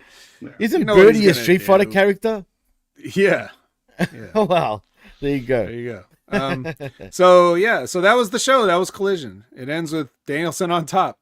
He survived Brody King. Yeah. Well, that's all right. We shouldn't be surprised. This is the standard deal in AEW. You're over 6'2". Actually, at this point, you're over 6 foot. And, over 280. You're a jobber. You're a loser. You're nothing. Over 240, let's be honest. I know. I'm getting lower now, John. The fucking the bar has gone down. Like, literally. It used to be there, but now it's here. I don't know, man. It's midget. We're talking about Micro League coming back and whatnot, doing all these shows. AEW ain't too far behind, bro. I'm just saying. All right. I want to laugh there, vet. Well, just all right, Jimmy. Grade this then. Grade this new Micro League. Oh man, D. Okay. Honestly, D. Any reason? Just D. It would have been an F if it wasn't for still tipping. Well, yeah, that's a big part of it, man. That's no shit. That was a big part of that. I'm not gonna lie. No, look, the whole show was trash, man. Really, I mean, I didn't really enjoy anything. I don't want to give it an F. I'll give a lot of Fs for AEW. Really, like you know what I mean. Like, really, this show was just a show. I mean, tell me, is there anything to say positive about this show? I mean, really? Other than still tipping. Yeah, no. No. Yeah. Not really. What about you, John? Is there anything positive to say about the show? What grade would you give this mug? I'm gonna go D minus. D minus. Okay. It barely made the D for me. It was close to an F. It was Brian Keith, wasn't it? Brian Keith pushed it out of an F. Brian Keith and Tony Storm, because that was my first experience with Tony Storm. Yes, Tony Storm. And the fact, like she says, I'm gonna be wrestling somebody with no hair and no tits, like popped me, and then I'll have so that was good.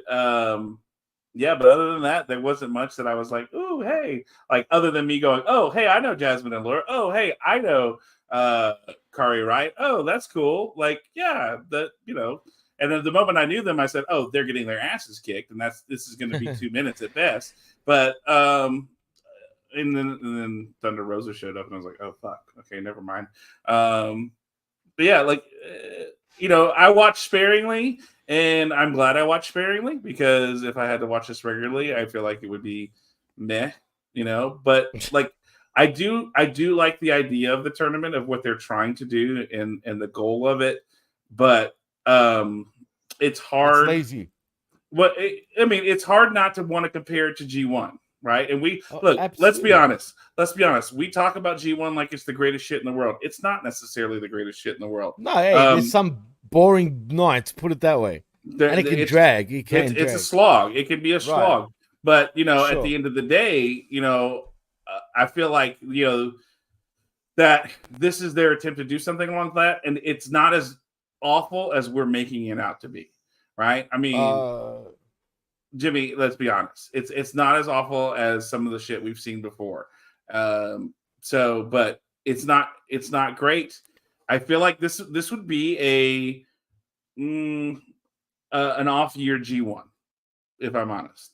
And so, but it's like the problem is everything else surrounding it. Like, okay, having the matches like the Andrade match with Claudio. Okay, cool, whatever. I didn't really care. But this Bryan match versus Brody King, like that, it was fuck. Like again, I just can't. I'm getting to the point now where Danielson is somebody like I don't want to see on my screen anymore. I know. I'm tired. I'm kind of tired of it. So I feel the same way. So I'm at a D minus for this show. And I don't want to be like that with Danielson, because I was a huge fan of his. But damn it, John's right. It's sad. All right. Well, what about you? Give your score. Yeah, it's a D minus. Just for my a la carte menu, very little was on it, and it was like the only thing I really was interested in was Keith Lee, and so like if Keith Lee's on my a la carte menu, then this would be like if I ordered a Keith Lee and someone took a bite out of it before I got it. Like, oh, really? Yeah. That's it. Yeah. So he's sad. So D minus, and the reason it's not an F is just because everybody works hard, even if I don't care, like they still work hard. Mm-hmm. No, for sure. I mean, it's nothing against the performers per se, except for the ones that have power.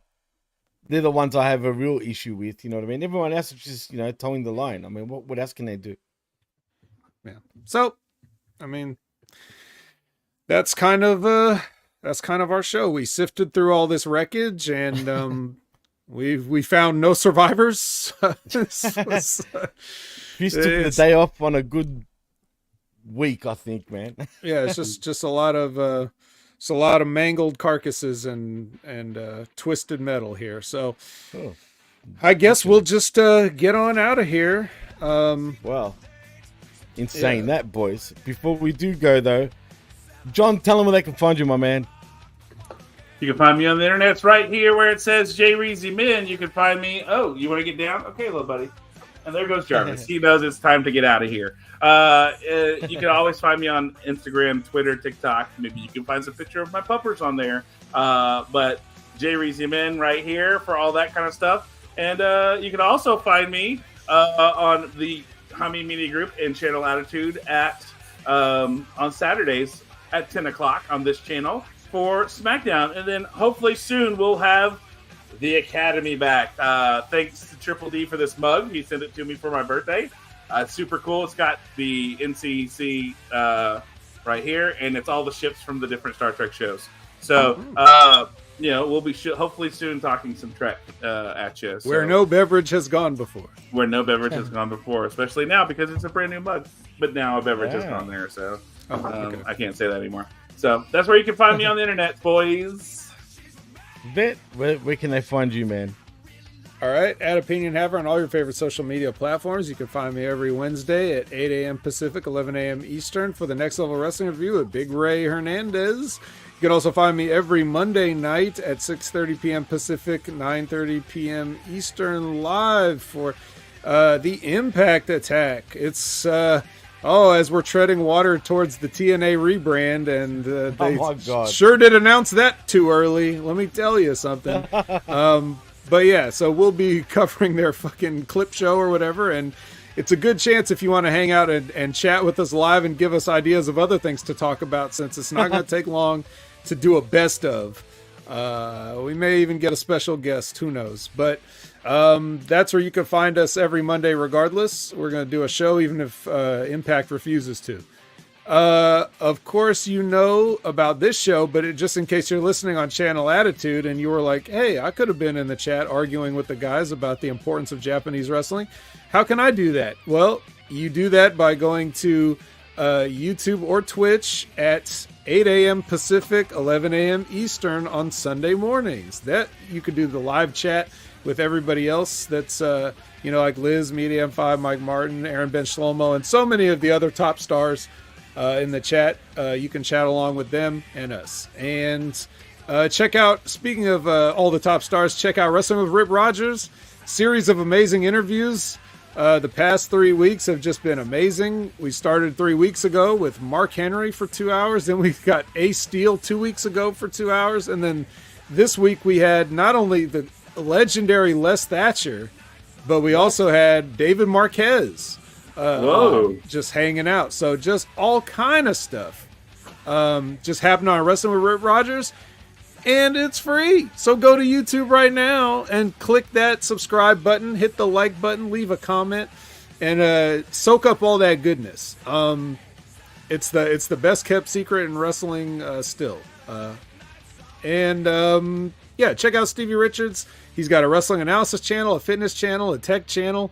And he's still reviewing Raw and SmackDown on Russo brand side of channelattitude.com with Ben Hamin and Vince Russo himself. So, just check out everything Stevie's been doing. He's been rebooking CM Punk's debut in WWE and other things. So, check that out there. And his Big Fitness podcast where he... Don't forget the Big Fitness show with...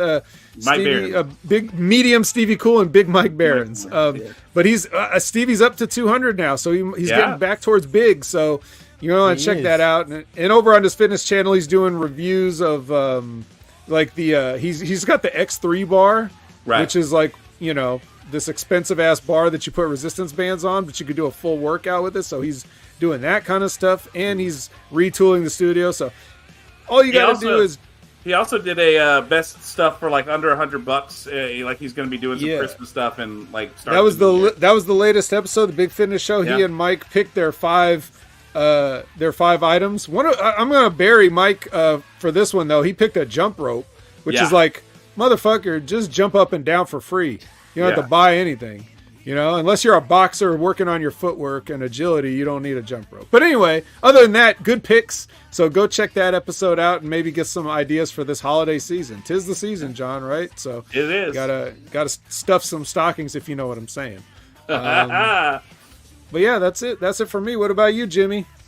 Well, you can find me on the X or the Twitter, whatever you want to call it, at DJ Mass Effects, and also at the PWC Network. Please like and subscribe right here at channelattitude.com, where $5, not only do you get the realest talk in pro wrestling, but the best.